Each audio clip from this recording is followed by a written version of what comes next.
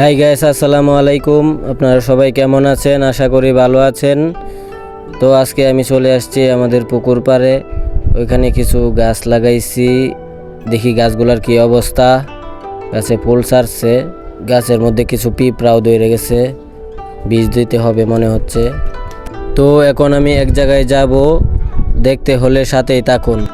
তো আপনারা দেখছেন এখন আমি চলে আসছি নেত্রকোনা বাইপাস। অনেক সুন্দর রাস্তা, নতুন হইতেছে 40 থেকে বাংলা পর্যন্ত। তো দেখেন রাস্তার কাজ কিন্তু অনেকটাই আগায় ফেলছে, ফিস করে ফেলছে। এক সাইড ফিস করা হয়েছে, আরেক সাইড বাকি আছে, খুব তাড়াতাড়ি হয়ে যাবে। আপনারা এখনও যারা এই রাস্তাতে আসেননি তারা এই রাস্তায় অবশ্যই ঘুরতে আসবেন। যাই হোক, সামনে দুইটা পিচ্চিকে দেখতে পাচ্ছি, ওদেরকে ডাক দেই। ওই পিচ্চি, ওই। তো ওরা আমার ডাক শুনতেছে না, আবার ডাক দেই। এই পিচ্চি, এদিকে আসো, এদিকে আসো, এদিকে আসো। কোথায় যাও তোমরা? এদিকে আসো। ওদেরকে ডাকছিলাম, ওরা চলে গেছে। এখন আমি সামনে যাই।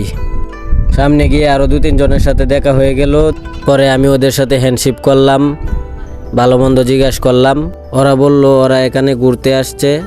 পরে আমি ওদেরকে বললাম ওইখানে দেখে আসছি পিস হইতেছে। ওরা বলল ওইখানে রাস্তা পিস হইতেছে, সেটা দেখতে যাইতেছে। পরে ওদের কাছ থেকে আমি বিদায় নিয়ে চলে আসলাম। এই যে বাইপাস, এই বাইপাসের পাশে অনেক সুন্দর দৃশ্য আপনারা দেখতে পাচ্ছেন। এখানে একটা সিঁড়ি দেখতে পারলাম, এই সিঁড়িটা দিয়ে এখন আমি নিচে নামতেছি। এখানে ওঠানামা করার জন্য একটা সুন্দর সিঁড়ি দিয়েছে। ওদিকের জায়গাটাও অনেক সুন্দর।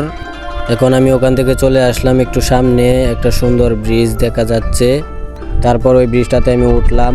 এই ব্রিজটা খুব সুন্দর, এই ব্রিজটার চারিদিকেও অনেক সুন্দর পরিবেশ। এখন আমি ব্রিজে দাঁড়িয়ে দেখতেছি ব্রিজের নিচে কত সুন্দর খোলামেলা পরিবেশ।